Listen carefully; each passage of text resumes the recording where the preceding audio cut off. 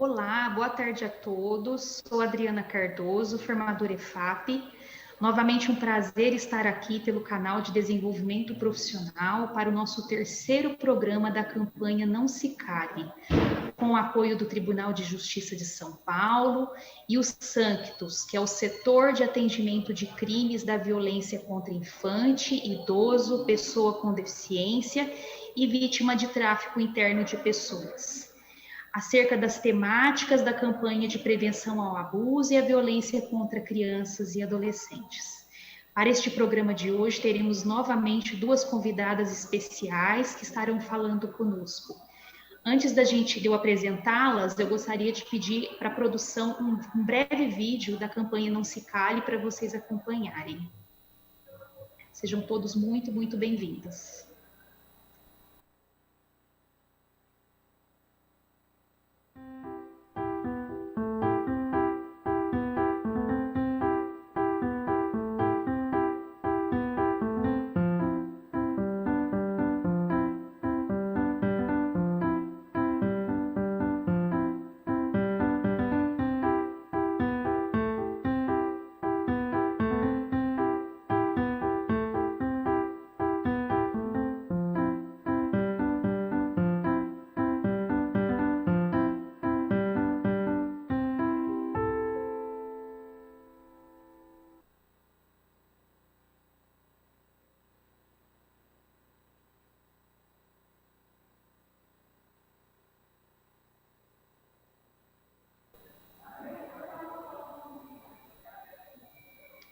Muito obrigada. Para o tema de hoje, nós teremos a temática violências contra crianças e adolescentes. E eu gostaria de apresentar as nossas convidadas, né, do TJ e do Sanctis, que é a doutora Manuela Acef da Silva. A doutora Manuela é juíza de direito, né, do Tribunal de Justiça de São Paulo. E há também a Mônica Potzic, que ela é psicóloga judiciária do Sanctis, Tribunal de Justiça de São Paulo. Ela trata lá no seu trabalho a violência psicológica e a violência física. Lembrar que toda a informação sobre a programação está disponível no site do CMSP e as reprises nos canais oficiais do CMSP e também no YouTube e Facebook. Você que está presente, convide pessoas para assistir, para participar. Nós temos falado que esse tema é de todos, é um tema relevante para toda a nossa sociedade, não só para os educadores. Então, sejam muito bem-vindas, doutora Manuela, doutora Mônica, sejam muito bem-vindas, e eu passo a palavra à doutora Manuela Acef da Silva para a sua fala. E, na sequência, a Mônica também fica à vontade para dar uns cumprimentos nessa tarde a todos que estão acompanhando. O chat está aberto, participe, coloque suas dúvidas, nós teremos prazer aqui em ler suas colocações e suas dúvidas. Passo a palavra, doutora Manuela, seja muito bem-vinda. Muito obrigada, Adriana. Boa tarde a todos, a todas e a todos que nos ouvem. É um prazer poder estar participando dessa parceria, né, entre o Tribunal de Justiça do Estado de São Paulo e a Secretaria de Educação. Bom, hoje, então, o sentido da minha fala vai vir para tentar ilustrar e trocar um pouco da nossa experiência vivida, então, numa vara judicial, para que a gente possa, então, incrementar essa parceria e, com vista a poder dividir a nossa experiência com vocês, então, poder, enfim, aprofundar e esse que parece ser o objetivo de todos nós, né, que é a da proteção dessas crianças e adolescentes. Então, para começar a minha fala, tenho aqui comigo, né, a Mônica, que é psicóloga lá no mesmo setor, então já mencionado, onde nós trabalhamos, e a gente vai desenvolver, então, a nossa fala comigo, então, inicialmente dando algumas explicações do que sejam os tipos de violência, e a Mônica, então, depois explicando aí e falando da parte que, né, da expertise dela, a respeito, então, né, de sinais que muitas vezes a gente verifica e as consequências que essas violências, então, têm para as crianças e os adolescentes. Boa tarde, Mônica. Boa tarde, doutora Manuela, boa tarde a Adriana, boa tarde a todos, todas e todos que estão nos assistindo. Realmente, como a doutora Manuela disse, é um prazer a gente poder estar aqui nesse momento, né, conversando com a Secretaria de Educação, com os profissionais da educação, porque a gente entende realmente o valor que existe no trabalho de vocês e na atuação como porta de entrada, né, na maioria das situações de violência, que isso acaba acontecendo. E os casos que a gente atende têm realmente essa inter-relação com o que vem aí da educação, com o que vocês trazem para a gente, e a gente espera fortalecer esse trabalho em rede, né, e está à disposição também para dialogar. Bom, então eu vou dar início à minha fala e não consigo evitar que eu retome um pouco a questão do início da campanha, né, Não Se Cale. Quem teve chance de assistir aos programas anteriores pôde ver, então, né, a doutora Ana Carolina e a nossa parceira também do Palhaço Sem Juízo, a Soraya, falando, né, do início dessa campanha. Então, que realmente, assim, ela veio há um ano atrás, né, com a preocupação que se pôs em razão, inicialmente, da diminuição das denúncias que eram feitas. E, além dessa diminuição, por outro lado, a preocupação também que se pôs pelo fato das denúncias que chegavam virem, assim, com cenários extremamente graves, né? Então, quero dizer assim, né, que vinham chegando casos parecidos com esses que a gente tem visto, então, infelizmente, na mídia, né, mas que vinham, então, com denúncias encaminhadas inicialmente, né, por hospitais que atendiam essas crianças e, enfim, situações de óbito. Então, em razão dessa situação crítica, né, que se via, a doutora Ana Carolina, então, com essa preocupação, provocou o tribunal e o tribunal imediatamente abraçou a preocupação dela para, então, pôr em prática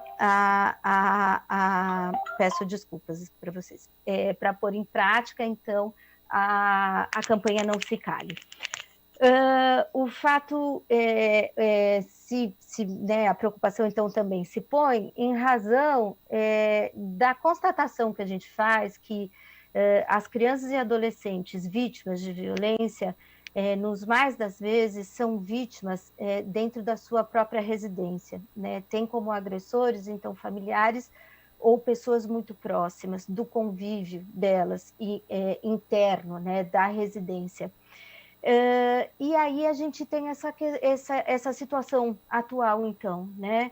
Que se por um lado o isolamento social e que levou ao fechamento das escolas, se por um lado ele é imprescindível para que a gente possa, então, cuidar da nossa saúde e da saúde da população, né, da coletividade em geral, por outro lado, no tema, então, sobre o qual a gente vai conversar hoje, a gente tem essa situação, então, complicada e preocupante de que as crianças e adolescentes, no mais das vezes, estão dentro de casa com os seus agressores, né? E isso somado ao cenário de tensão que a própria pandemia traz, né? Em razão aí de, muitas vezes, enfim, de perdas econômicas ou dessa impossibilidade de manutenção, né, de uma rotina que antes a gente conhecia e que ajudava a gente a manter o nosso equilíbrio, né? Então, realmente as relações, as pessoas, no mais das vezes, estão, então, né, com a tensão aumentada e ainda todas juntas dentro de casa, e crianças e adolescentes que são vítimas de violência em casa com seus agressores. Então, a campanha se pôs, né, realmente no sentido de tentar estimular as denúncias. E por quê? Porque essas crianças e adolescentes, principalmente num primeiro momento, perderam um grande aliado, que é a escola, né? Então, o fato das crianças não poderem estar indo presencialmente tirou a escola, as creches, como uma parte importante dessa rede de proteção delas, né?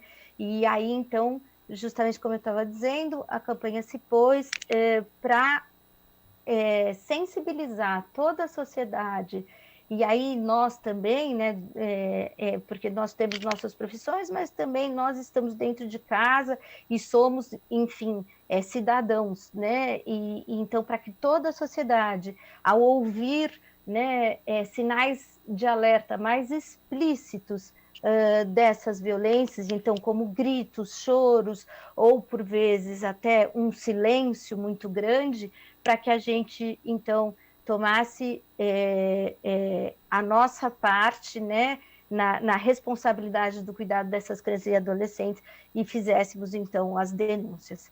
A campanha se parte, a partir dessa série de programas, né, para uma segunda fase, que é justamente a de articulação da rede, como o primeiro vídeo bem colocou, e ele tenta ilustrar da forma brilhante, né, como os palhaços sem juízo fazem, de uma maneira lúdica, que é isso, a gente precisa se pôr a costurar, a falar, a poder dialogar, para poder estreitar esses nossos laços e cumprir esse objetivo de dar uma maior proteção, então, para crianças e adolescentes.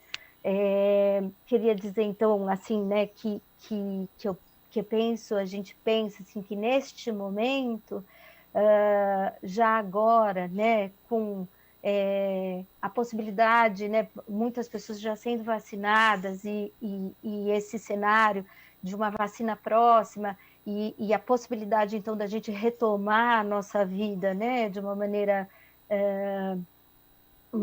de maior contato, e aí principalmente, então, né, com a abertura das escolas, que a gente tem, então, uma preocupação no momento que é, assim, de poder melhorar, abrir os nossos olhos para, então, receber essas crianças e adolescentes que vão estar, por vezes, vindo de situações de agressões vividas dentro de casa. Então, a gente tem um desafio futuro, de um futuro próximo, né? Oxalá, né? Um futuro bem próximo para todos nós, que é de retomar a nossa convivência. E no retomar a nossa convivência, então, que a gente possa ter os nossos olhos melhor preparados, assim, para entender o que é que, às vezes, não por palavras, está nos sendo ali dito e mostrado, né?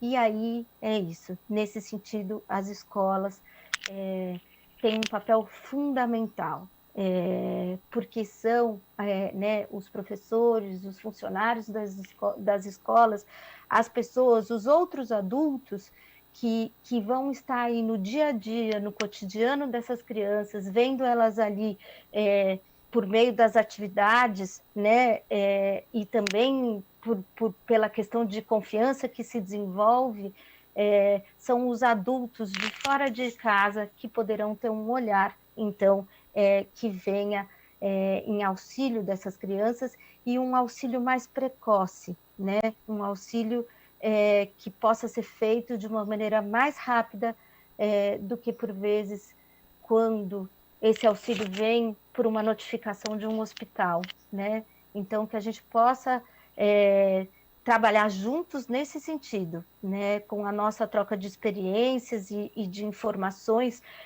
que a instituição da escola e a instituição do judiciário tem, que a gente possa, então, trabalhar juntos para melhorar essa nossa possibilidade de proteção, né?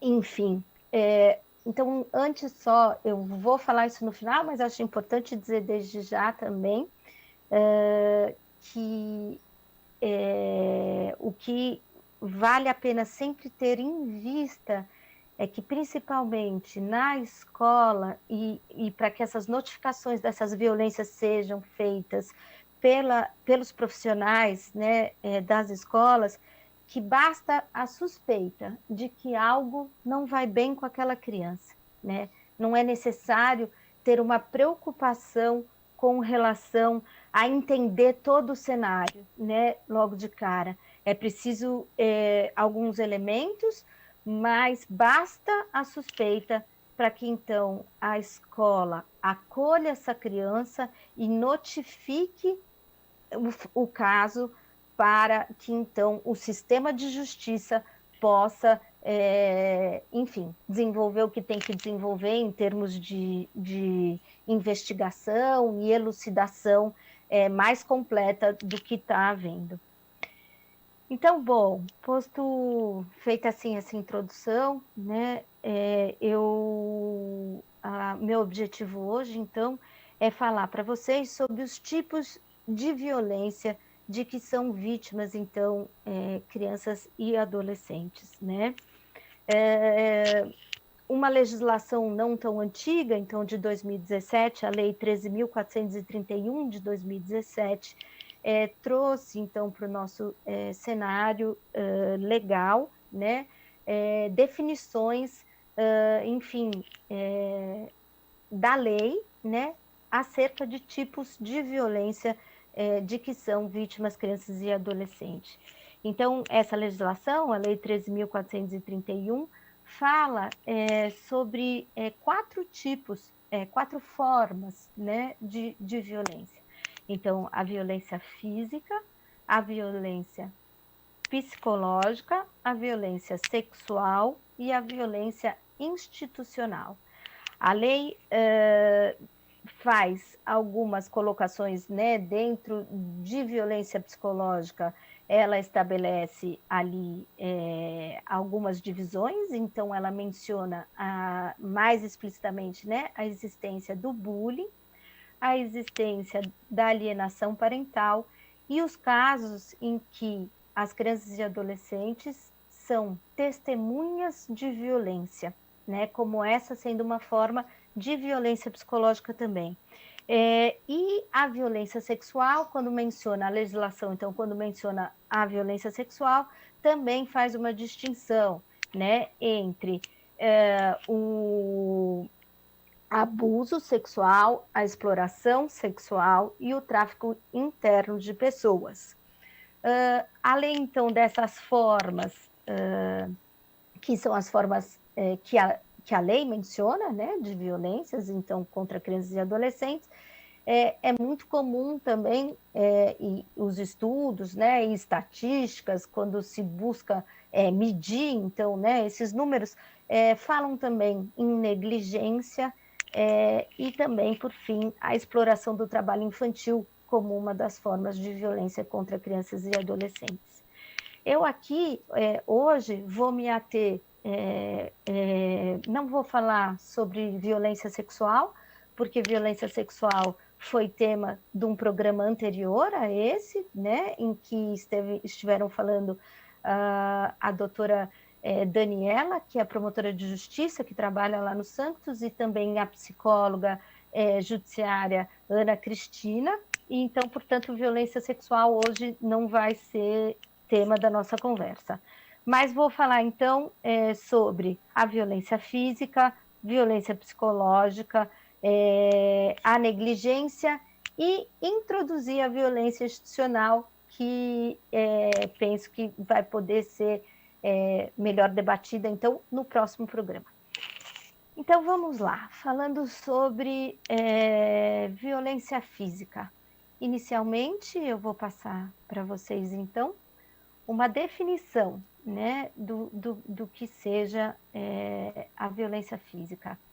Então, a gente pode conceituar e entender que seja a violência física o uso da força física no relacionamento com a criança e com o adolescente. E aí um uso de uma força física que venha a ofender a integridade, a saúde, né, corporal dessa criança, causando a ela sofrimento físico. Essa violência física vem, no mais das vezes, sob um pretexto de correção, de educação da criança e do adolescente. Mas também, além de vir sob esse pretexto, muitas vezes ela vem, na realidade, só pelo abuso da desigualdade que existe, um abuso de desigualdade de força mesmo, que existe entre, né, um adulto e a criança, especialmente. O que vale, assim, ressaltar em relação à violência física é que ela, enfim, é comum de se dar, né, em todas as faixas etárias, né? Então, desde bebezinhos até adolescentes, já, né, no estágio já logo antes de se tornarem aí jovens, né, jovens adultos, e que com muita frequência, justamente em razão desse pretexto de se tratar de uma forma de educar, ela se dá dentro da família, né? Então, assim, vale dizer também, né, que quando essa violência ela atinge as idades, né, enfim, de crianças aí até cerca de 4 anos de idade, né, que, infelizmente, esses são os casos, né, em que, no mais das vezes, basta a gente, né, verificar as últimas notícias que a gente teve aí por meio da mídia, né, em que é mais fácil que esses casos, assim, venham a redundar em morte, né. Então, para lembrar aí, né, da criança do Henri Borel e do Gael, que tiveram, então, que estão, né, recentemente na mídia.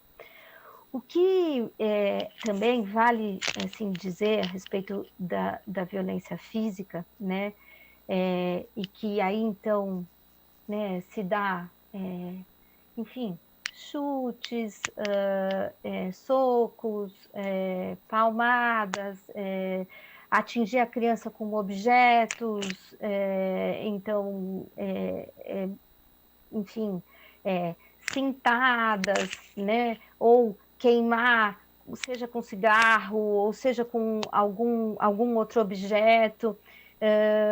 O que a gente tem, assim, no mais das vezes, assim, são vítimas muito assustadas, e que nem sempre a primeira reação ou a primeira forma de dizer, né, sobre aquela violência da qual elas estão sendo vítimas vai ser verbal, né? Às vezes vai demorar até ela poder chegar e questionar alguém sobre se aquilo que ela está passando, se aquilo é algo aceitável, se é algo normal, porque né, então disse assim que essas são vítimas não verbais. No mais das vezes, os sinais que a gente vai achar são sinais mesmo assim que já estão no próprio corpo da criança. São crianças que o corpo delas diz, né, sobre o que elas estão, então, sofrendo. Vale ressaltar, assim, também, e que, por vezes, elas mesmas elas também não falam sobre o que estão passando, porque nem elas ainda conseguiram se dar conta de que aquilo que elas estão sofrendo é algo que não deveria acontecer, né? Como se põe por um pretexto de educação, muitas vezes elas vão entender que aquilo que elas fizeram elas mereceram aquela correção física que se pôs por força física, né? Então, até elas poderem dizer sobre o que está passando, talvez demore um tempo. Elas tomam a culpa para si, né? Dizendo, desculpa, vamos entrar um pouquinho. Claro. Tomam a culpa para si, né? Na verdade, você está apanhando porque você é bagunceiro, porque você me desobedeceu, porque você está aprontando.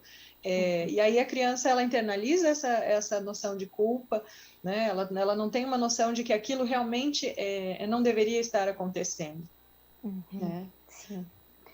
E aí, eu trouxe aqui 2 casos que eu gostaria, assim, de contar, e vou contar, assim, esses casos sendo ditos na primeira pessoa, né? Então, a minha voz agora vai passar a ser a voz dessas crianças que foram vítimas desse tipo de abuso. E por que, só antes de eu passar, né, então, a contar esses casos, por que eu acho que é muito importante, assim, trazer eles, né, para que a gente possa ter uma ideia da dimensão dessas agressões. Porque, por 2 aspectos. Para a gente poder entender que, às vezes, o que se inicia, né, seja com uma palmada ou com uma correção que uma vez é posta, pode chegar a níveis assim da ordem do inimaginável, né? Então, tamanha violência, tamanha crueldade que pode existir, então, assim, eu vou dizer, para poder ilustrar isso, e peço, assim, que vocês também já vão, assim, façam um exercício que é, assim, também de tentar pensar o quanto para nós é difícil aceitar que esses casos existam, né? Acho que eu devo estar falando aqui com um monte de pessoas, né, que são pais e mães, e é muito difícil a gente conseguir aceitar, inclusive como pais e mães, que existam pessoas que ultrapassam esses limites dessa forma, né? E infelizmente essa é uma realidade de muitas crianças e adolescentes. Então, bom, eu vou passar, então, inicialmente, eu vou tomar a palavra, né, de um menino chamado Renato Melo Martins.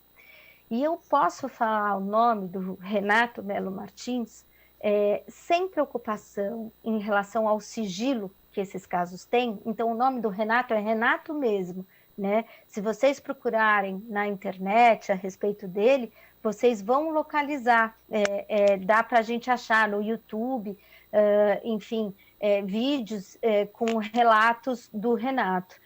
E por que eu não preciso ter por que eu não preciso ter preocupação com relação ao respeito que eu devo ao sigilo em relação à história do Renato? Porque o Renato, ele, depois, né, de atendido, então, pela rede de justiça, e num trabalho que foi, inclusive, desenvolvido pela a psicóloga Ana Cristina, que falou no programa anterior, né? Então, a Ana Cristina trabalhou com o Renato, e a Ana Cristina desenvolveu, junto com o Renato quis escrever a sua história. Ele quis falar da história dele e escreveu um livro com a coautoria da Ana Cristina Cardoso Melo, que é a psicóloga, então, que trabalha no Sanctus, que falou no programa anterior, que é esse livro aqui, né? Eu estou aqui, então, mostrando para vocês, e que se chama Nascido de Novo, Sobreviver Apesar de Tudo. Então, o Renato quis contar a história dele como parte, acho que, do processo, enfim, terapêutico dele, né, de resgate da sua pessoa. Então, vamos lá, deixa eu... e só assim, esclarecendo, né? O Renato foi uma criança, então, que foi atendida na década de 90 pelo sistema de justiça, quando ele tinha aproximadamente 10 anos de idade. Ele vinha sendo agredido e torturado verdadeiramente pela mãe biológica dele, já havia algum tempo, quando ele, então, passou no sistema de justiça. Então, em relação ao Renato e a história que eu vou então contar, como eu disse, não houve alteração nem do nome, nem dos fatos, Então, tudo que eu vou dizer é o que realmente, então, aconteceu com ele. Então, diz ele no livro: eu era obrigado a lavar as minhas roupas sujas de sangue, dos machucados que ela me causava, em um tanque que era maior do que eu. E tinha de fazer isso ainda ferido. Um dia, ela acabou quebrando o meu braço, justamente porque eu não tinha conseguido lavar uma roupa. Era uma calça jeans e pesava muito. Minha genitora sempre foi uma pessoa agressiva comigo, me dando socos e me batendo com tudo que ela tinha na mão: pau, ferro, cinto, cacos de vidro, a ponto de rasgar a minha pele. De todo o espancamento que eu sofri nas mãos dela, o mais grave foi quando ela pegou uma chave de fenda, esquentou-a no fogo e correu para o banheiro onde eu me encontrava, chamando os meus irmãos para me segurar. Ela acabou ferindo os meus lábios e furando todo o céu da minha boca. Isso não aconteceu só uma vez, mas várias vezes. Para mim, é muito difícil contar tudo isso. Lembro-me que em uma das vezes eu chorava muito, gritava, e foi então que ela tentou calar minha boca, dando vários chutes na minha barriga. Aí eu vomitei muito sangue, até ela finalmente me levar para o hospital. Lá eu entrei em coma, pois houve uma ruptura no meu intestino. Inúmeras vezes as coisas pioraram para mim, a ponto de ter sido ameaçado de morte por ela. Agora eu sei que esse risco de morte realmente existiu, que a morte quase chegou e podia chegar muito mais rápido do que eu imaginava. Minha genitora chegou ao absurdo de me dar fezes para comer e urina para beber. Aliás, muitas vezes eu só comia o que sobrava do prato dos meus irmãos. E quanto rezei para que sobrasse pelo menos um pouco de resto do prato deles. Nas muitas surras que eu levei, ela chegou a quebrar o meu nariz a soco, a pisotear as minhas pernas. Eu perguntava a mim mesmo: o que eu fiz de errado para apanhar todo dia? Ou eu perguntava para os meus colegas da escola: a sua mãe bate em você? Mas eles não entendiam a minha pergunta. Ela só me mandava à escola quando a orientadora perguntava por que eu estava faltando. Aí ela dizia que eu era muito doente e acabava me mandando para lá só para não levantar suspeitas. Bom, essa é a história do Renato. Antes de eu passar o próximo relato, eu vou pedir para a produção, se puder passar então o segundo vídeo. Vocês não ouvem os gritos, não? Eu estava tentando fugir, mas se eu fugir, ele mata as pessoas que eu mais amo. Vocês não ouvem os gritos, não?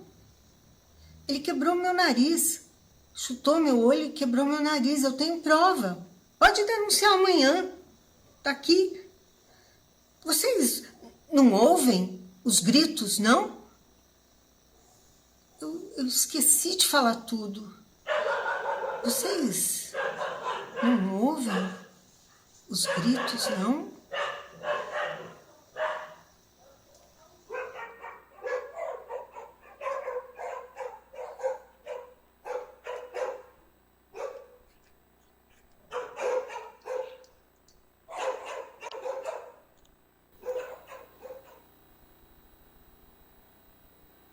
Olá, então, prosseguindo, né? Eu vou contar só mais um outro caso, já mais recente, né? Então, lembrando o caso do Renato, é um caso que se passou, então, pelo sistema de justiça, então, na década de 90. Então, para a gente também estar atento e saber que isso não é algo novo, e que, embora a pandemia tenha intensificado, né? Essa problemática é uma problemática que existe já há algum tempo, né? E então, já da década, já dos anos 2000, na verdade, um outro caso, que eu entrei em contato no trabalho, Em relação a esse caso, por uma questão do sigilo, né?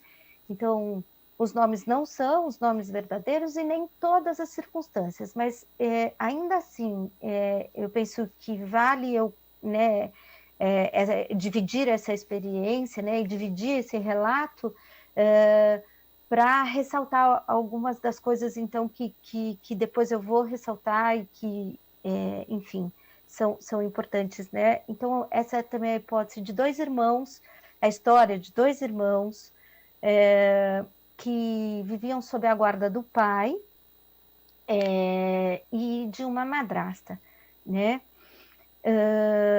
Enfim, eles deram depoimentos, né? Então, esses a seguir, assim, são passagens semelhantes aos depoimentos que eles deram, então, em juízo. Ronaldo, 17 anos, ele disse assim, no depoimento dele: vim denunciar os maus tratos. Meu pai agrediu tanto a mim quanto a meu irmão. Ele quebrou a perna do meu irmão. Ouvi o meu irmão gritar de dor no chão.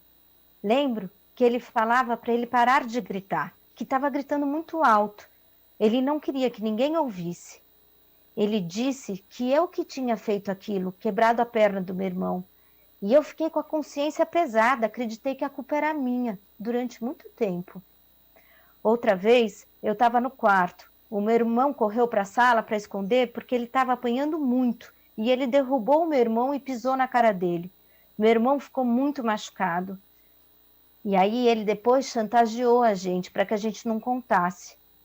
Eu só tive coragem de falar muito tempo depois.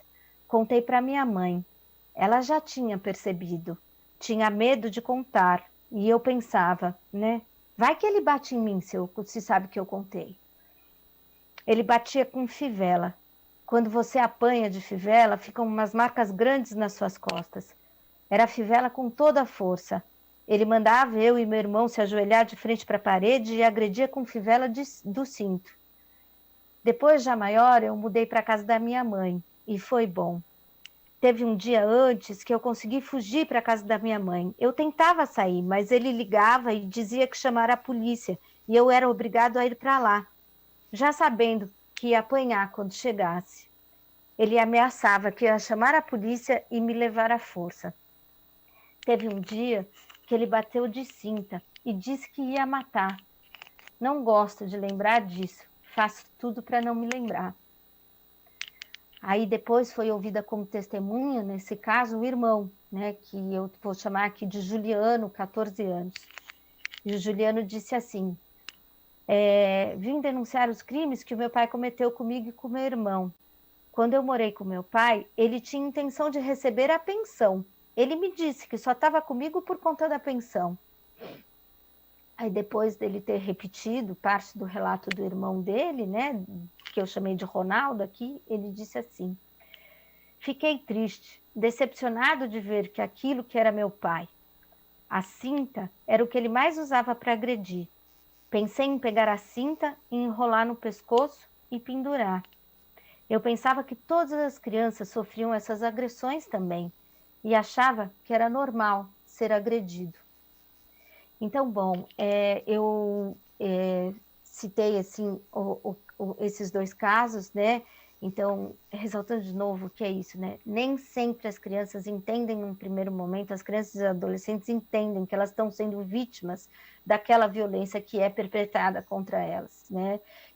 Então, a gente vê na fala tanto do Renato, que perguntava para os amigos da escola se eles apanhavam também, né, quanto na fala desses dois meninos, assim, né, e principalmente o último, dizendo: eu achei que era assim com todas as crianças. Então, a gente precisa ter essa sensibilidade e para ajudar, né, e certamente eu tenho certeza que em muitas das escolas assim deve haver essa sensibilização, né, e há bons livros e bons materiais para nos auxiliar de uma forma, então, lúdica e com a linguagem apropriada para trabalhar essas questões, né? Para que as crianças e adolescentes possam, então, se entender que estão sendo vítimas de violência física.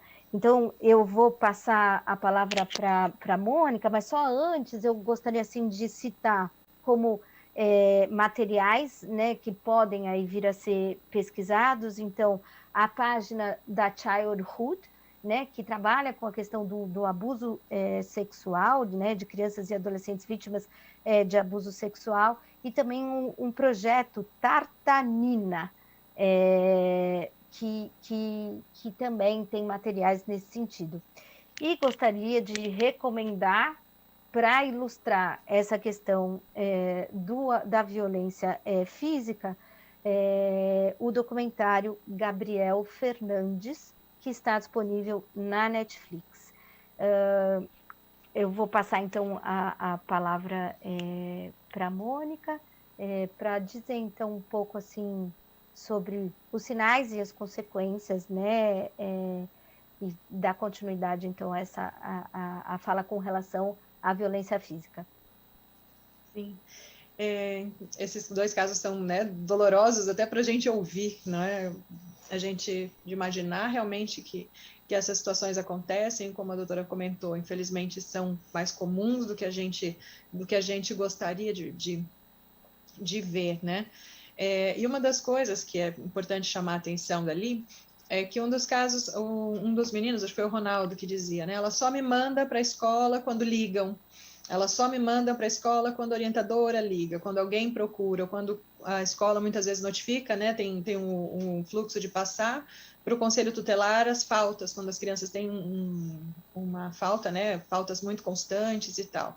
E essa notificação é uma coisa importantíssima. Eu acho que a gente não tinha isso anos atrás, e isso passou a ser um ponto muito importante, porque as crianças realmente, muitas vezes a mãe não vai mandar, então de repente é aquela criança que está num sol de 30 graus, 40, né, 35 graus, e ela está lá de manguinha comprida, ela vai lá de jaqueta, ela está de calça, está todo mundo de regatinha, e ela está com uma roupa, né, exagerada, né, mas que proteção é essa, né, do que ela está falando. Então, quando a gente começa a observar esses sinais, né, além da questão da apatia, a questão do como o humor da criança começa a ficar mais rebaixado, né? Então, uma criança que, de repente, teria tudo para ser uma criança que interagisse, que está brincando, que está socializando com outras, ela quebra, uma das coisas que se quebra muito é a confiança, né? A confiança em si mesma e a confiança no outro, a confiança que ela teria, né, em outras pessoas.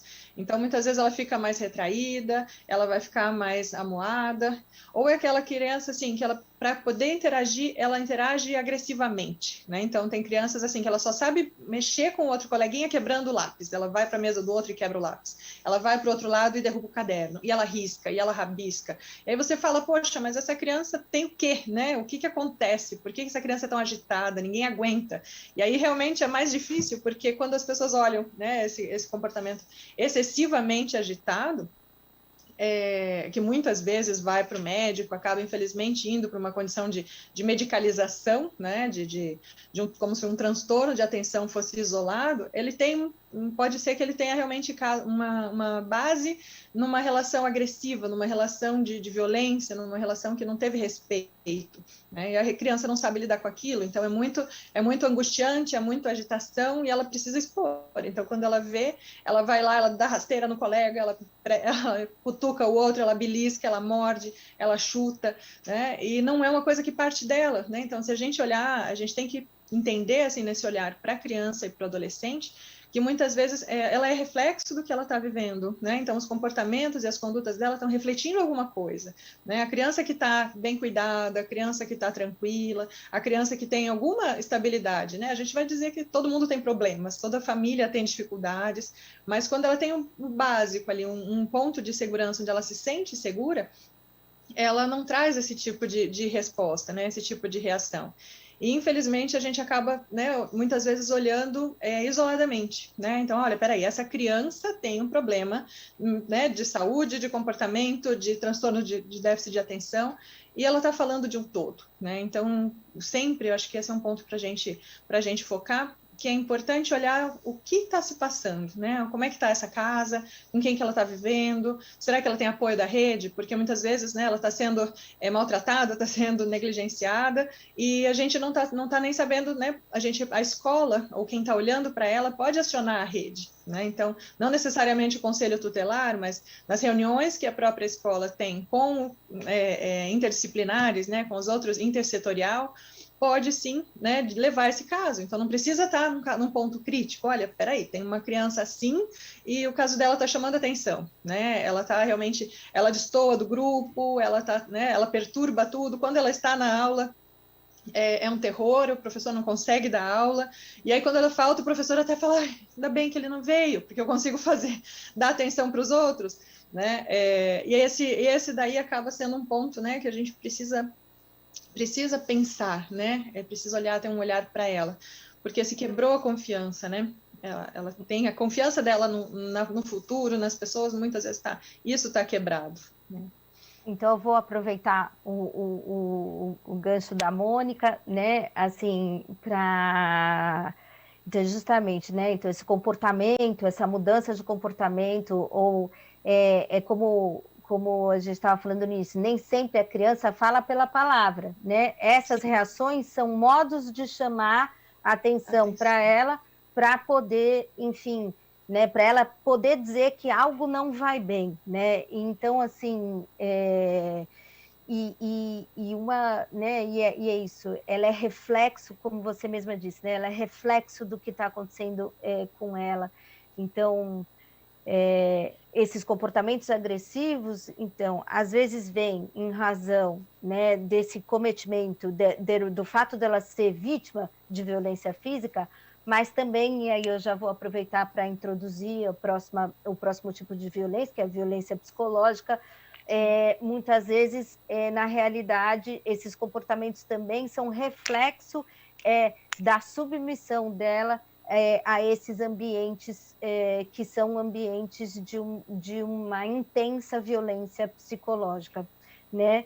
Então, assim, o que é a violência psicológica? E para dizer assim, né, que é normalmente uma violência que acompanha todos os outros tipos de violência.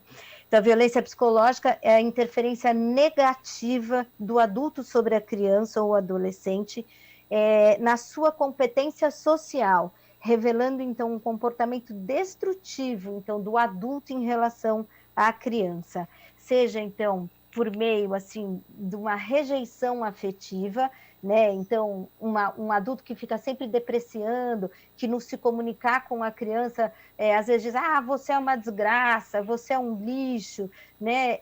E de modo a atingir a autoestima daquela criança, né? Ou afasta essa criança, quando essa criança busca alguma aproximação, seja um colo, seja um carinho, não é capaz de dar, né? E faz ali enfim, afasta essa criança, né? Quando ameaça ela de abandono, uma relação que se dá muito permeada assim por xingamentos, né? Ou por um tratamento diferenciado de uma forma negativa. Então, assim, só para, né, lembrar dos casos que eu mencionei, por exemplo, o Gabriel Fernandes, né, e o próprio Renato eram crianças que tinham outros irmãos e que não sofriam as mesmas agressões que essas crianças sofriam. Então, eles foram como que eleitos ali, né, para para serem objeto mesmo, né, de toda essa violência. Outra forma de violência psicológica, assim, comum e que desestabiliza as crianças também, é um alto grau de expectativa e exigência dos pais em relação a essas crianças, né? Então, assim, uma impossibilidade de errar, uma impossibilidade de não saber. Ai, peço desculpas novamente. A gente chama de monitoria negativa na supervisão estressante, né? Uma monitoria negativa, esse aspecto dentro da psicologia. Uhum. É um excesso, realmente, né? e o que bota a criança numa tensão, né, constante, assim, né? Então, assim, ela é uma criança que fica ali, né? Ela não consegue, ela não pode, porque botam para ela, enfim, exigências muito além daquelas que ela dá conta, né? Ou assim, uma criança que está submetida e que muitas vezes é a hipótese, né? Da alienação parental ou de casais que estão em processo de separação, que é de um ambiente que se chama de um ambiente terrorista, né? Assim, de um nível de terror.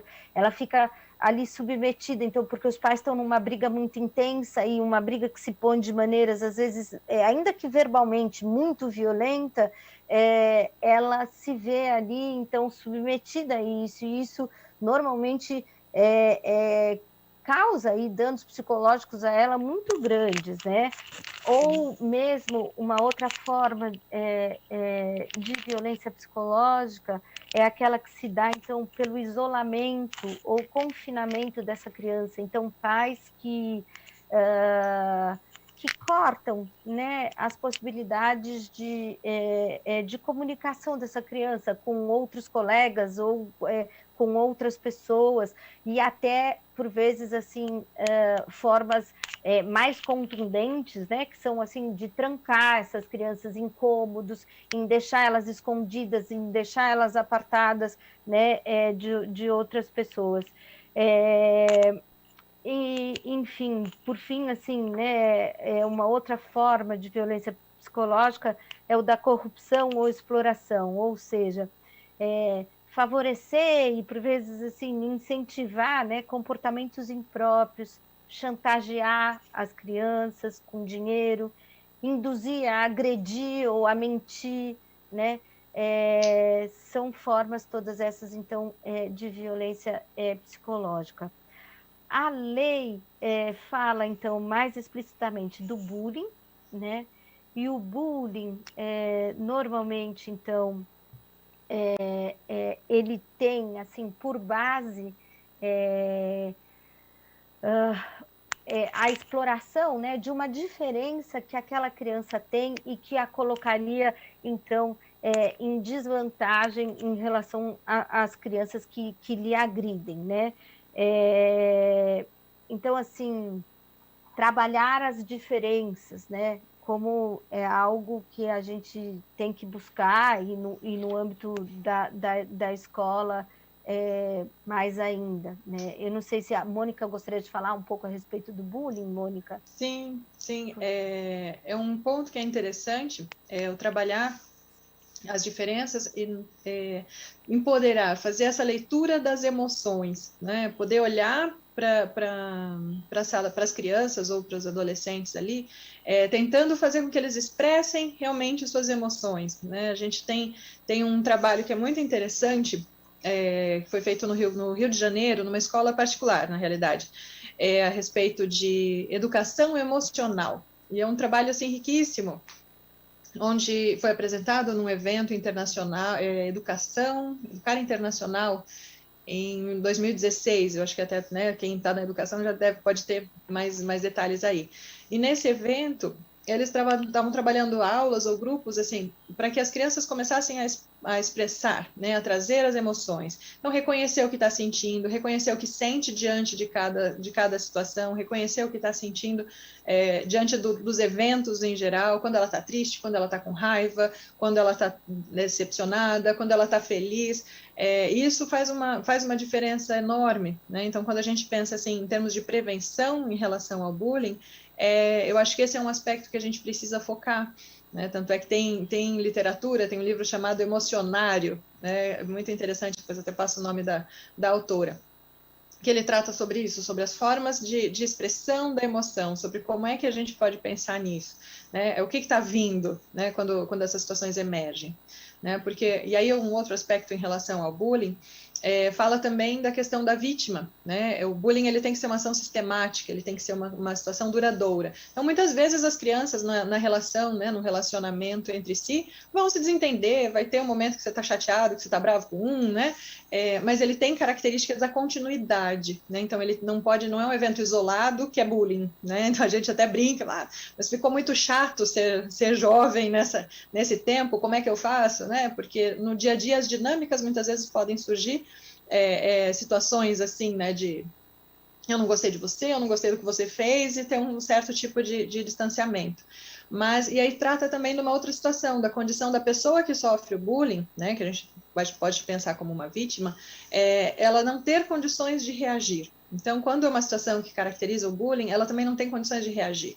Então, ela vai passando por aquilo vai se tornando crônico, vai se repetindo, e ela não tem uma resposta, ela não consegue falar, ela não consegue se desvencilhar daquela situação, ela não consegue procurar um outro grupo de amigos, ela não consegue pedir ajuda, ela fica por muito tempo ali também sendo refém daquele contexto, né?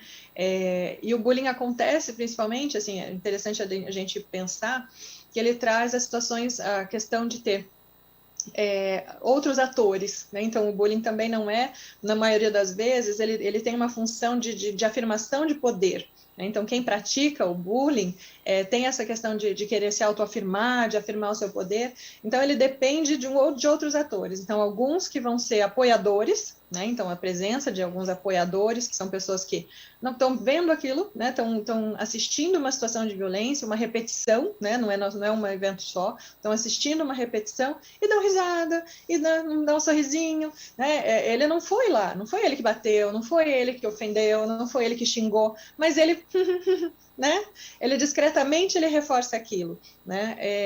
E o outro lado também, a questão das testemunhas, que não são essas pessoas, elas não chegam a expressar esse apoio, mesmo que discreto, mas elas estão assistindo e não fazem nada, não é? Elas estão vendo que existe alguém ali que está sofrendo, ou que se fosse ela que estivesse vivendo ali, ela talvez não gostaria de passar por aquela situação, né? Mas ela também não tem instrumentos, ela também não sai daquele lugar, né? Então eu acho que trazer o debate, trazer nessa questão das emoções, o que paralisa as pessoas, o que ingessa as pessoas diante de uma situação de violência, né? O medo que vem, a incapacidade que tem de romper com esse ciclo, é uma coisa que muitas vezes vai precisar partir de um adulto, vai precisar partir de um adulto de fora, né, do professor, do coordenador, de um fiscal de corredor ali, uma pessoa que está num pátio, que vai olhar e vai, peraí, né, isso aqui não está ok, né, já passou da conta, né, e aí de repente começar a ter essas intervenções, chamar a família, aí é um ponto que né, precisa de um trabalho mais amplo, né, de onde está vindo essas agressões, tanto para o agressor quanto para o agredido, né, para que isso possa ser restaurado, para que isso possa ter um outro encaminhamento, porque trazem marcas muito muito cruéis, né? As marcas que ficam para uma criança que passa por uma situação dessa são muito intensas. Ela pode não expressar, mas de repente diante de um outro desafio, ela não se sente capaz, ela não se sente merecedora, ela não se sente digna, ela não tem forças para buscar, né, aquilo que ela precisa, que ela quer. Então ela começa a ter quanto ser humano mesmo o valor dela fica depreciado quando ela passa por uma situação dessa, né? Então, eu vou aproveitar dois ganchos aqui para a gente prosseguir, até porque, infelizmente, não dá para a gente aproveitar, Muito longe. quer dizer, né, não dá para... a gente tem um tempo, né? Então, sim. Então, deixar muitas marcas, né, como você disse, e que são hoje, né, a gente não pode desconsiderar também a existência do cyberbullying, que aí deixa marcas ainda mais cruéis, né, enfim, para aqueles que são vítimas, né, desses ataques. E vou aproveitar um outro gancho que você falou na palavra restaurar. Então, assim, outra indicação assim que eu gostaria de fazer, e outro convite que eu gostaria de fazer, é para que vocês, então, pesquisem, né, sobre, e que a gente possa, eventualmente, num outro momento, conversar sobre justiça restaurativa e os trabalhos de justiça restaurativa que são feitos dentro de escolas. Então, eu sei que algumas escolas em Heliópolis tiveram, né, trabalhos, escolas estaduais, né, tiveram trabalhos com a justiça restaurativa que foram muito proveitosos para a solução de problemas internos, né, e de problemas havidos entre os alunos e diretoria e tudo isso. E aí, então, fica assim, uma indicação que é assistir no YouTube o Rap da Justiça Restaurativa, que fala especificamente sobre esse caso de Heliópolis, né? E também nessa temática do bullying e do cyberbullying, eu queria indicar também que vocês, para quem puder assistir, o filme Alice Júnior, que também está na Netflix. Bom, então só para a gente passar, então, para falar, né, sobre a próxima forma prevista na legislação de violência psicológica, que é a alienação parental. Alienação parental, a definição, então, da lei é assim, né, o ato que produz interferência na formação psicológica da criança ou do adolescente, promovida ou induzida por um dos genitores, pelos avós, ou por quem tenha sob a sua autoridade guarda ou vigilância, que leve ao repúdio do outro genitor, ou que cause prejuízo ao estabelecimento do vínculo entre o genitor e a criança. Então, é a campanha de desmerecimento, de desqualificação do outro genitor, e de modo a interferir para que a criança possa estabelecer um contato, um vínculo de qualidade, né? Manter um vínculo de qualidade com seus dois pais. Normalmente isso vem de uma incapacidade dos adultos, né, de perceberem que, enfim, que as questões que normalmente eles têm com o ex-cônjuge, porque isso se dá normalmente num contexto de separação, né, então os problemas que ele tem com o ex-cônjuge não são problemas da criança. A gente vê assim, que os adultos têm muita dificuldade de fazer essa distinção e, portanto, de respeitar esse espaço da criança, que é o espaço dela e o direito que ela tem de ter um pai e uma mãe com defeitos e qualidades e poder conviver com esses dois. De amar esses dois, né? Realmente muito cruel quando se chega, né, num ponto onde a criança é instada a escolher, né? Você gosta do pai ou você gosta da mãe, né? Isso era feito, isso era tratado com muita naturalidade, né? Isso era, de quem é, para quem é que você, com quem você quer ficar, né? Se você for com ele, então você não vai mais ficar comigo. Se você for com ele, então a gente não vai mais ter aquele passeio, a gente não vai mais ter aquela diversão. Ele que vai cuidar de você, né? Se você ficar com ela, então eu também não vou te ver, a gente já não vai ter, né, mais presentes. Então a coisa se torna, acho que a doutora Emanuela teve algum problema com a conexão. A coisa se torna realmente voltou. Muito, muito hostil, né? E aí um ponto que eu acho interessante, até só para a gente fazer um arremate aqui, é que a gente, há um tempo atrás, né, essas situações já não eram positivas, já não eram boas, mas elas se tornaram lei, né? Elas precisaram se tornar lei para que houvesse uma intervenção, para que a rede de proteção pudesse ser acionada, para que mais pessoas pudessem cuidar dessa criança, porque a Constituição diz que a criança não é, né, responsabilidade exclusiva dos pais, né? A sociedade tem responsabilidade com essa criança. E muitos adultos, né, independente da área de formação, independente do nível de conhecimento, refutam isso, né? Então tratam como se a lei estivesse oprimindo, como se a lei estivesse atravessando demais o domínio familiar. Mas se a gente for parar para pensar que realmente a lei da palmada veio para falar, olha, você não pode, né? A criança não tem que passar por um castigo físico, você precisa ter outras formas de educar, né? A lei da alienação parental, da mesma forma, né? Você não pode chantagear seu filho, você não pode pressioná-lo, você não pode usá-lo como forma de agredir o outro, né? Não usar como objeto para agressão do outro. Então, são coisas que às vezes a gente, num primeiro momento, e até mesmo, né, a gente ainda encontra críticos do Estatuto da Criança e do Adolescente. A gente ainda encontra pessoas que dizem que é para defender direito de bandido, direito de adolescente infrator, que, né, não vai ser responsabilizado. Mas, no fundo, a gente precisa ter esse olhar para as leis como um direcionamento, né, como uma condição de direcionar essas condutas para a proteção mesmo, né? E chamar a rede de proteção para a ação, né? Então, assim, para fechar essa breve passagem sobre a alienação parental, eu também queria recomendar que vocês assistissem a um documentário também encontrado no YouTube, que se chama A Morte Inventada, que toca sobre a temática, então, da alienação parental. Então, por fim, a última forma, então, de violência psicológica prevista na lei é quando essas crianças e adolescentes são testemunhas de violência em relação a membros da sua família ou da sua rede de apoio. Então, um pouco assim, os casos, então, né, que a gente contou lá quando falou sobre violência física, aqueles irmãos que assistiam ao outro, né, sendo violentado, se não fossem violentados fisicamente, estavam sendo violentados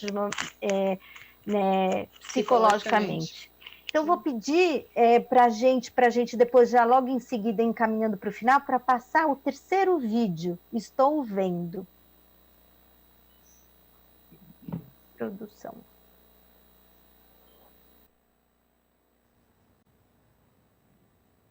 Eu vi ele olhando a minha irmã tomando banho. Minha irmã tem 7 anos. E ele já destroncou o braço do meu irmão. Ele vive com um facão. Dizem que ele já estuprou uma irmã minha que não mora mais aqui em casa.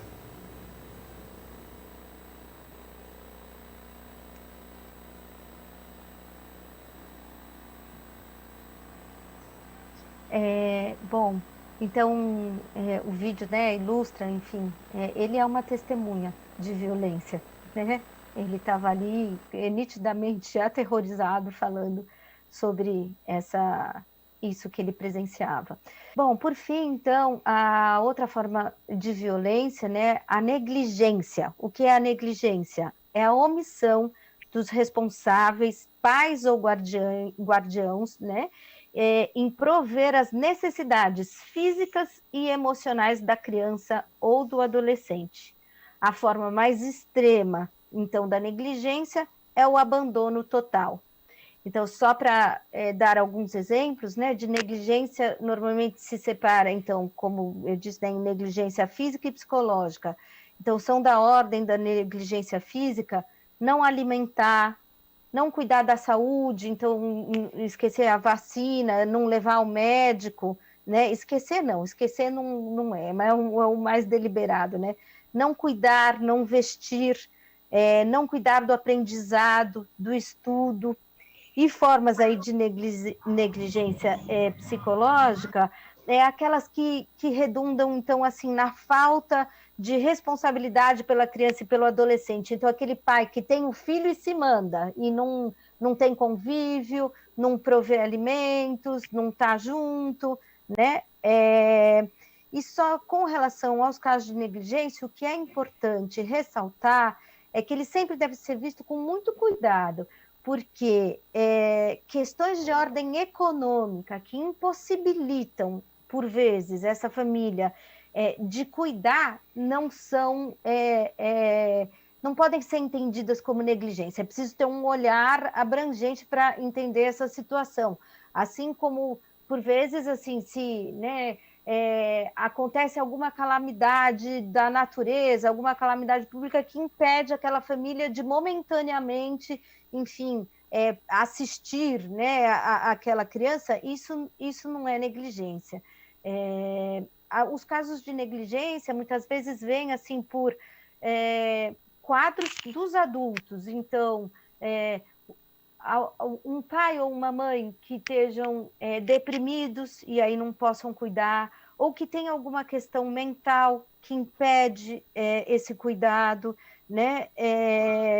Enfim, Então, eram essas as considerações assim que eu queria fazer a respeito da negligência. Mônica, queria falar Eu alguma queria coisa? fazer uma diferenciação aí, né? E aproveitar para fazer uma divulgação também, que é em relação ao abandono, né? Porque existem pessoas que realmente, às vezes ela não está pronta para exercer a maternidade ou a paternidade, ela tem questões pessoais com esse assunto, e ela rejeita a gravidez, ela rejeita aquilo, e muitas vezes não tem coragem, né, de praticar um aborto ilegal, de passar por isso, né, um constrangimento, uma situação toda aí.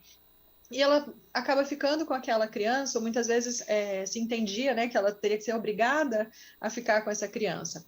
E foi lançado, acho que em 2016, 2017, uma campanha do Tribunal de Justiça mesmo, em parceria com a rede, né, para entrega voluntária. Então, isso a gente também precisa desmistificar, né?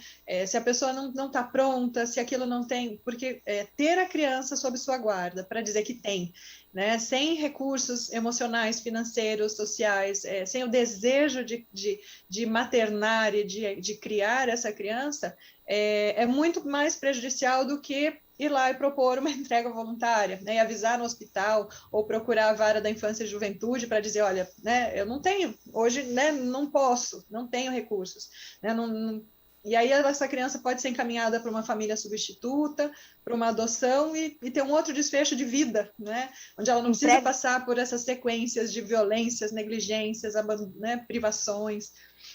Entrega voluntária para adoção, né? Para adoção, isso. exatamente. Então, esse caminho exatamente. da adoção. E realmente, assim, né? Ver como, por vezes, esse pode ser em si um gesto de amor. A gente chama de abandono, Exato. mas por vezes a pessoa ter condições de entender que ela não tem a estrutura emocional ou econômica, ou seja o que for, e que não vai dar conta, né, daquela maternagem. Então, assim, entregar para quem o possa fazer e deseje fazer, por vezes pode ser um ato aí que a gente pode ver como de amor, né? Um ato mais não de honesto. abandono, né? Uhum. Por fim, então, para a gente já encerrando, acho que a gente está avançado assim, no tempo, eu queria mencionar, então, a última forma, que é a violência institucional, que é definida como a violência praticada por instituição prestadora de serviço público, tais como hospitais, postos de saúde, o judiciário, delegacia, escolas, entre outros. Então, no sistema de justiça, a lei vem indicar e pôde aprimorar muita coisa já, especialmente no acolhimento dessas crianças dentro do sistema de justiça, na preocupação em estabelecer fluxos de atendimento que diminuam o número de vezes que elas têm que ser ouvidas e relatar a história dela, mas eu realmente não vou me aprofundar aqui nessa temática, porque isso vai ser tema do próximo programa. E aí eu gostaria de finalizar, então, a minha fala dizendo assim, que embora a gente tenha mencionado assim, casos muito dolorosos, né, especialmente lá no início, né, do Renato e aqueles 2 irmãos, e, enfim, no fundo, acho que assim, as falas deles e as mensagens deles são mensagens de esperança para a gente, porque, como o nome do livro do Renato diz, né, é sobre viver, né? Então, ele escreveu esse livro para dizer disso. E o que eu gostaria de dizer é que, apesar de todos os desafios, que nós, né, então, seja do judiciário, seja da escola, e a nossa conversa se faz válida, penso eu, por isso, temos possibilidades, né, reais de ajudar essas crianças e adolescentes a sair desse ciclo de violência que, por vezes, né, e por circunstâncias, eles se veem inseridos, né? Então, eu queria, assim, reforçar a mensagem inicial, que é essa, né? Diante da suspeita, da verificação de alguma dessas situações ou sinais que parecem demonstrar a existência dessas circunstâncias, né, não deixem de, inicialmente, dentro da escola, acolher essas crianças, né, para ouvi-las, e, num segundo momento, encaminhar essas crianças, então, para o sistema de justiça através do Disque 100, que é o canal que a gente tem, então, de denúncias desses abusos, né, cometidos contra crianças e adolescentes, os conselhos tutelares e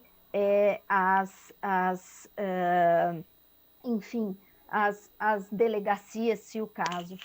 Gostaria também de fazer um convite, que é para que todos que puderem, para que ouçam o podcast, o 5º episódio do podcast Juridiquês Não Tem Vez, que está no site do Tribunal de Justiça de São Paulo, que fala sobre essa questão e como lidar com as questões de violência. E vou dizer assim, né, aos professores, aos funcionários das escolas, assim, eu queria tentar, e vou ficar feliz se eu souber que eu consegui passar com essa fala a mensagem, né, que é isso, não se calem e acreditem na rede. Então é isso, eu agradeço. Muito obrigada, doutora Manuela, Mônica. Essa é uma triste realidade, né, vivenciada por milhares de crianças, e eu reitero o que a gente tinha falado no início, né, é uma questão da sociedade, não é uma questão só da escola. A gente sabe que a escola tem uma parcela super importante, né, para contribuir com a denúncia, com a investigação, com o acolhimento, mas a gente sabe que é uma questão de uma sociedade. E aí eu quero passar rapidamente pelo chat, né? O nosso tempo está bem atrasado, mas eu gostaria de agradecer todos os comentários que vocês colocaram no chat, alguns comentários de muitos elogios, viu, doutora Manuela, a sua pessoa, também a Mônica. As pessoas se encontraram, né, nas suas falas, nas histórias, e as pessoas realmente sentem, né, essa dor, né, por essas crianças. A professora Elidiana fez uma fala muito importante. É verdade, é um tema que vai além da escola, abrange o mundo. E eu acho que é isso. E aí, aproveitando essa fala da Elidiana, né? Ediliana, é isso mesmo. Eu acho interessante que quando a gente olha, doutora Manuela e Mônica, os números, né, dessa violência, os números são absurdos, né? E são os de casa, como vocês mencionaram. Só que o número das denúncias é infinitamente menor. Então, isso chega realmente a doer em nós. Por quê? Porque a gente sabe que é isso que a gente está falando, é de toda uma sociedade. Não é só de uma escola, né? Não é só daqueles que estão convivendo com a criança, mas é de todos nós. É olhar no supermercado, é olhar com o vizinho, é olhar para todos os lados que a gente enxergar uma criança, a gente precisa enxergar o que os olhos dela estão dizendo, né? O que ela está querendo nos transmitir, porque normalmente elas procuram os conhecidos, né, para trazer essa questão à tona. E aí, assim, muitas pessoas realmente encontraram empatia em tudo aquilo que vocês colocaram, né? Muitos dizendo que tristeza, meu Deus, muito triste. As pessoas se emocionaram com a história, tanto do Renato, né, quanto do Ronaldo, as pessoas tendo empatia e se colocando no lugar dessas crianças, né? E eu acho que aí realmente bate isso dentro de nós, né? Como que a gente precisa, o que a gente pode fazer? A gente quer fazer alguma coisa que possa acudir, que possa tirar essas crianças desse cenário, que nenhuma delas precise mais passar por isso, né? Principalmente a gente que é mãe, eu sou mãe, e assim, isso dói muito mais depois que você se torna mãe, né? Porque o filho é algo mais precioso que a gente tem, né? A gente quer tudo de melhor. E quando a gente ouve essas histórias, é algo que dói muito. E quer falar alguma coisa, doutor? Acho que é isso, né?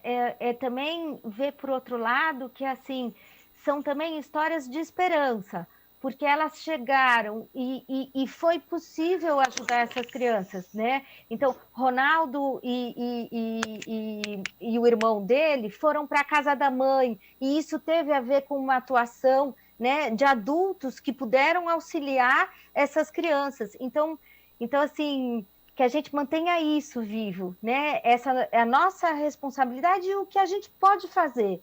E o que a gente pode fazer em conjunto, né? Então, a sociedade como um todo, como você disse, né, Adriana? Não ter essa Exatamente. preocupação, esse receio em notificar, né? Eu acho que esse é um ponto que a gente precisa falar muito, porque muitas vezes a gente acha que está intervindo na família, que a gente pode estar, nossa, se fosse comigo, se alguém viesse falar alguma coisa só porque meu filho chorou, né? Será que foi só um chorinho e já estão falando?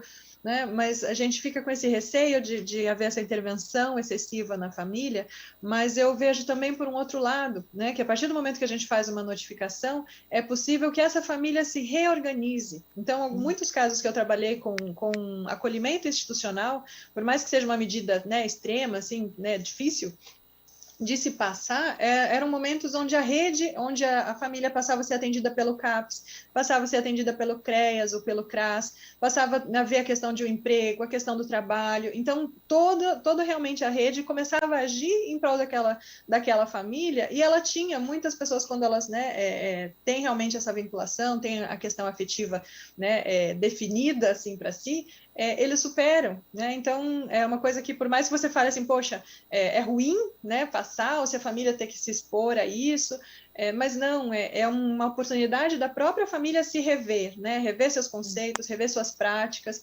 rever por que ela está chegando, essas situações estão acontecendo, e mudar, né? Aprender coisas diferentes, tendo apoio, né, de pessoas capacitadas para fazer uma mudança mesmo, né?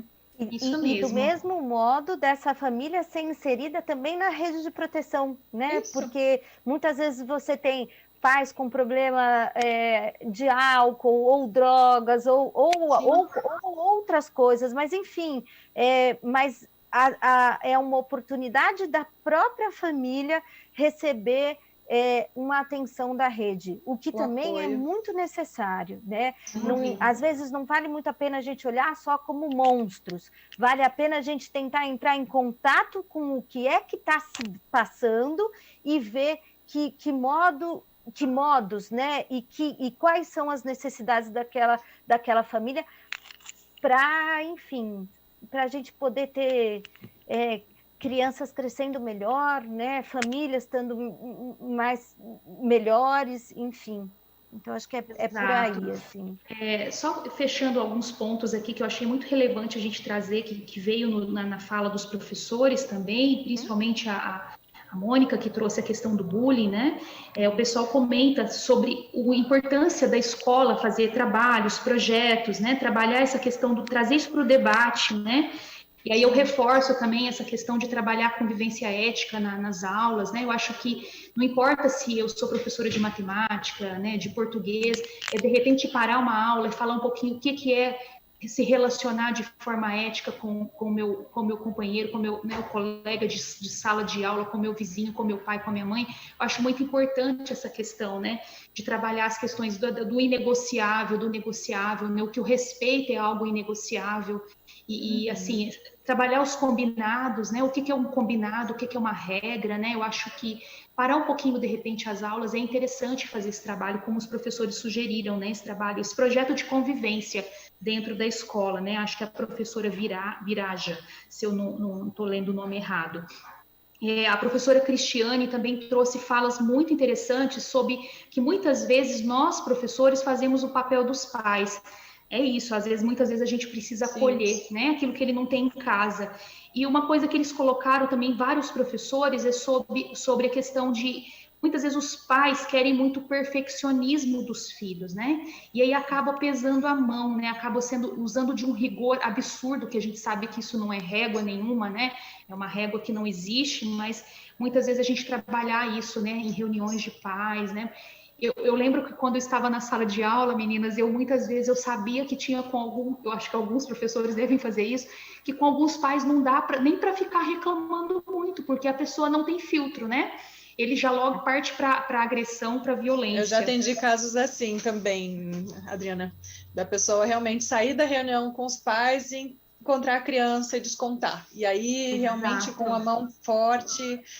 E aí você fala, poxa, né, não é para isso, não pode ser assim, né? Exatamente. E assim, muitos elogios a vocês, viu, meninas? Muitos elogios. Eu vi aqui o professor Lauro parabenizando, agradecendo, e assim, falando sobre o papel do professor, que é fundamental, né? A professora Cristiane trazendo isso também novamente, sobre a importância da denúncia, de relatar a direção e comunicar o conselho tutelar, sobre o Disque 100, que é preciso divulgar esse número até às vezes com os próprios estudantes, né? Os que são maiores, já fazer essa fala, né, sobre essa questão de denúncia, que a denúncia é anônima, porque eu acho que esse ponto ainda pega entre as pessoas, né? As pessoas têm aquele medo de fazer a denúncia, que isso realmente vá sair o nome dela, né? Que isso pode ser só uma desconfiança. Pois não? Só nesse sentido, é isso, né? Reforçar. Realmente, a denúncia é anônima para o Disque 100 e de novo, né? Não ter a preocupação de ter a certeza sobre o que aconteceu. Basta a suspeita. Por quê? Porque a investigação vai se dar depois. Se chegar à conclusão que nada aconteceu, tanto melhor.